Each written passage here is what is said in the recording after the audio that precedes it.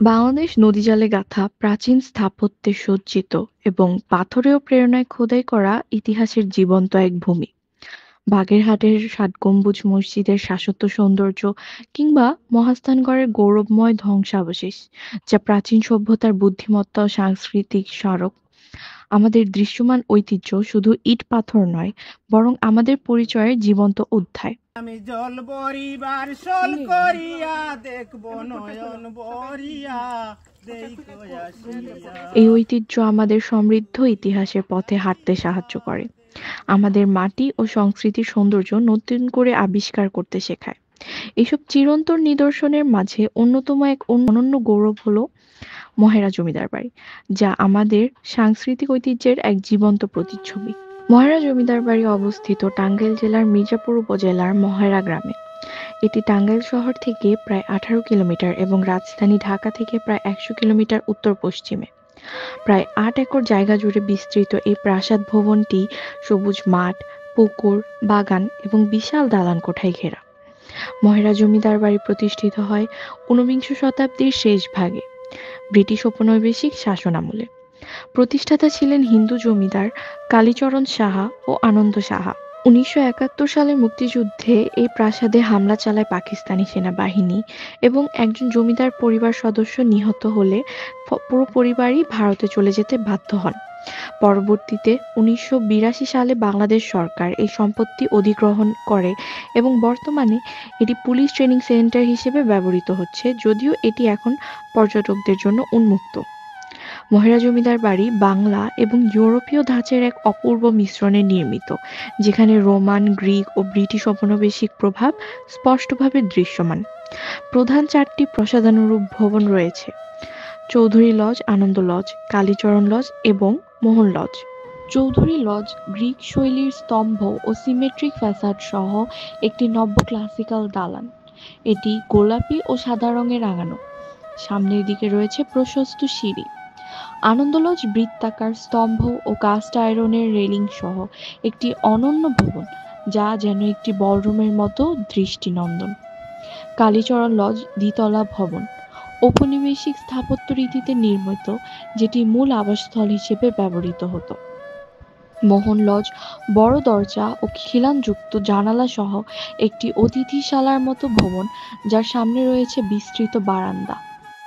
মহেরা জমিদার বাড়ি বাংলাদেশের অন্যতম সুরক্ষিত এবং সুসংরক্ষিত জমিদার প্রাসাদ। বাংলাদেশ পুলিশ বিভাগের তত্ত্বাবধানে এই প্রাসাদটি অত্যন্ত সুন্দরভাবে সংরক্ষিত হয়েছে।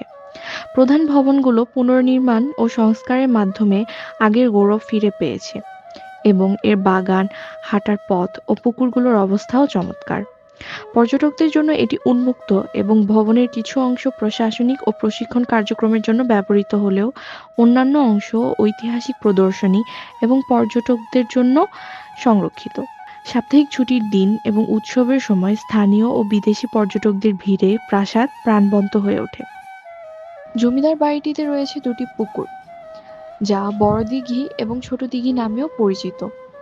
বড় দিঘিটিকে রানী পুকুরও বলা হয় এবং ছোট দিঘিটাকে পসরা পুকুর।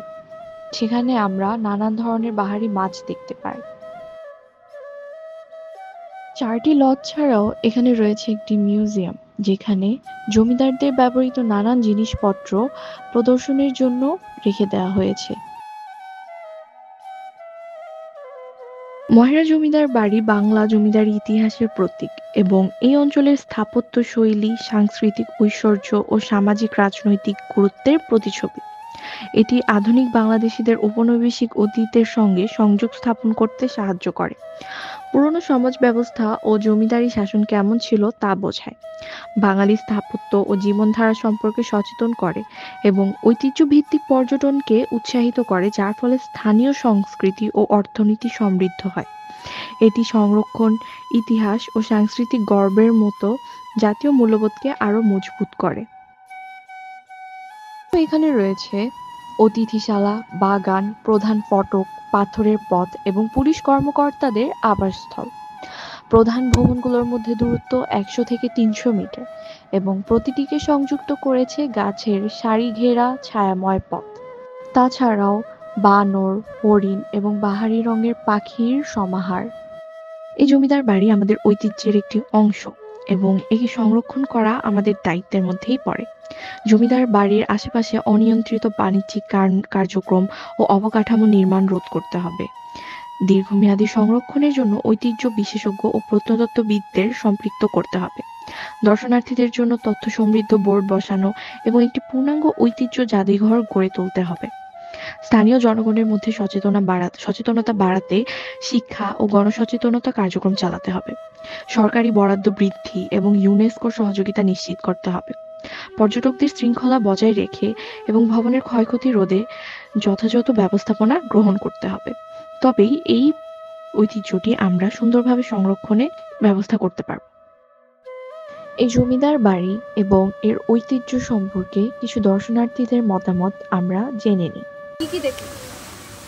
অনেক কিছু দেখছি, ব্যবহারিত জিনিস দেখলাম, পুকুর দেখলাম, মেলা দেখলাম, ময়ূর দেখলাম, রংধনু দেখলাম, জমিদার বাড়ি দেখলাম, মিউজিয়াম দেখলাম, হরিণ, এন্দু, বানর, বন্ধুরা ছিল, তাদের পয়েন্ট দেখলাম অনেকগুলো। এখানে মুক্তিযুদ্ধের অনেক কিছু আছে সেগুলো দেখলাম। জমিদারা ছিল, তারা 4 ভাই, তাদের বাসা দেখলাম অনেক খুব সুন্দরী। আবার তাদের যদি ভিতরে ঢুকে তাহলে আরো ভালো হতো। আরো এই জায়গাটা সম্পর্কে জানছেন কিভাবে? টাঙ্গাইলে আমার হোম টাউন, সো এখান থেকে অ্যাকচুয়ালি জানা। তো আপনি তাহলে লোকাল, তো আপনি মানে এই জমিদার বাড়ি সম্পর্কে কোনো হিস্টোরিক্যাল কিছু বা এরকম জানেন? হিস্টোরির ব্যাপারে তেমন কিছু জানি না, বাট শুনছি অনেক কিছু, যেমন ওরা 4 ভাই ছিল, দেন যুদ্ধ যখন হয়েছে তখন তাদের একটা ফ্যামিলি মেম্বার মেরে ফেলছে পাকিস্তানিরা, তো তারপর এর আগে তারা ইন্ডিয়া শিফট হয়ে গেছে। আপনার কি মনে হয় যে এই জমিদার বাড়িটা আমাদের ঐতিহ্যে কোনো গুরুত্বপূর্ণ বা ভালো কোনো ভূমিকা রাখে? জমিদার বাড়ি তো ভূমিকা তো রাখে, যে আমরা আগেকার জমিদার কীভাবে জীবনযাপন করতো, তাদের ছেলে মেয়েদের কেমন, তাদের লাইফস্টাইল কেমন, এগুলো হালকা পাতলা জানা যায়। কিন্তু বর্তমান সরকার এটাকে রিসর্ট টাইপ বানায় ফেলছে, তো এখন কোনো ভূমিকা রাখতে পারতেছে না আনফর্চুনেটলি। এখানে আপনি কি করেন? এখানে আমি পুলিশে আছি। এই জমিদার বাড়িটা সম্পর্কে কিছু বলবেন? পুরাতন একটা ঐতিহ্য, দীর্ঘদিন যাবত এখানে জমিদার ছিল, এবং তৎকালীন যখন সরকার করছে জমিদারের কাছ থেকে এটা পুলিশের একটা ট্রেনিং হিসেবে গিয়েছিল আর কি, প্রশিক্ষণ একটা স্কুল হিসেবে এটা প্রথমে নেওয়া হয়েছিল আর কি। আস্তে আস্তে স্কুল থেকে ধাবিত হয়ে এখন আর কি এটা মোটামুটি একটা একাডেমি হয়েছে আর কি। আপনি কি এখানে এরকম কোনো সংস্কার দেখছেন? হ্যাঁ, সংস্থা তো ছিল, 16 সালে ছিল, একদম লাল ছিল, একটু ইয়ে ছিল, একটু নোংরা টাইপের ছিল আর কি। এখন তো অনেক সুন্দর তারপরে বাইরের থেকে ইয়ে হয়েছিল, কারুকাজ করার জন্য বাইরে থেকে লোক আনা ছিল। তারপরে এখন 18 সালে পরে সংস্কার করা হয়েছিল, তারপরে প্রতি বছরে এটা আবার ইয়ে করা হয়, মেরামত করা হয়। আপনার সময়ের জন্য ময়রা জমিদার বাড়ি শুধু একটি স্থাপত্যের নিদর্শন নয়, এটি বাংলাদেশের জমিদারি ও উপনিবেশিক অতীতের জীবন্ত স্মৃতি।